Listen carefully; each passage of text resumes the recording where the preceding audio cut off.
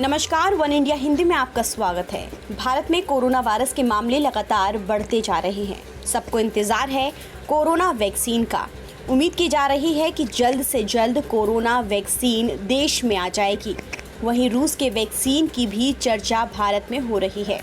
खबर है कि रूस की ओर से विकसित की गई कोरोना वैक्सीन को लेकर भारत और रूस में बातचीत चल रही है। भारत के स्वास्थ्य एवं परिवार कल्याण मंत्रालय की ओर से दी गई है। रूस की ओर से विकसित वैक्सीन का नाम स्पुतनिक वी है। मंगलवार को स्वास्थ्य मंत्रालय के सचिव राजेश भूषण ने कहा कि जहां तक स्पुतनिक 5 वैक्सीन का संबंध है, भारत और रूस बात कर रहे हैं। कुछ प्रारंभिक जानकारी साझा की गई है। As far as Sputnik 5 vaccine is concerned, both the countries are in communication. Some initial information has been shared. Some detailed information is awaited. 20. Sir, at a time when there is a lot more discussion going on the NET and JEE examination, what is ministry's view on the congregation that is going to take place? Because everyone consults the ministry, and the only fear that is there in everyone's mind is the congregation that will happen at the exam centers in the rural and the urban areas. What is the ministry's view? The joint entrance examination, that is for engineering, is organized by National Testing Agency (NTA), and the NEET examination for medical seats is organized by BOG MCI.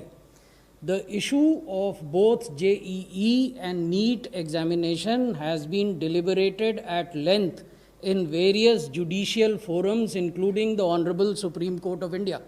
Honorable Supreme Court of India has already decided on that issue. So we will not address that particular aspect. And it is not proper for us to raise or address that aspect again once it has been legally settled. Coming to how the examinations would be conducted, I would draw your attention to the fact that in response to an earlier question I had submitted, that Ministry of Health prepares a detailed SOP for any activity that is opened up. Similarly, for holding exams, we have prepared a SOP, and that SOP has been shared with the authorities that are responsible for conducting the exam as well as with the various state governments.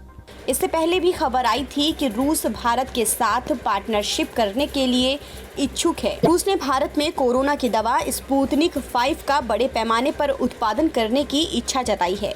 रूसी प्रत्यक्ष निवेश कोष के मुख्य कार्यकारी अधिकारी Kirill दमित्रिएव ने कहा कि रूस कोविड-19 की वैक्सीन स्पुतनिक 5 के उत्पादन के लिए भारत के साथ साझेदारी पर विचार कर रहा है।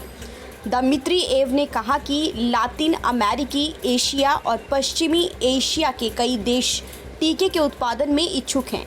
उन्होंने कहा कि इस टीके का उत्पादन बेहद महत्वपूर्ण मुद्दा है और फिलहाल हम भारत के साथ साझेदारी की उम्मीद कर रहे हैं।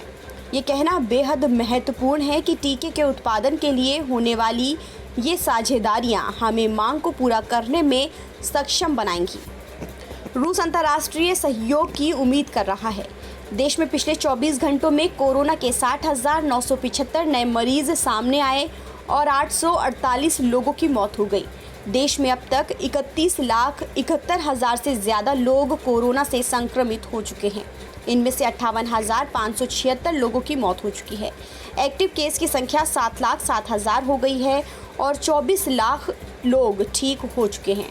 इस खबर में फिलहाल इतना ही। देश और दुनिया की तमाम खबरों के लिए आप बने रहिए वन इंडिया हिंदी के साथ।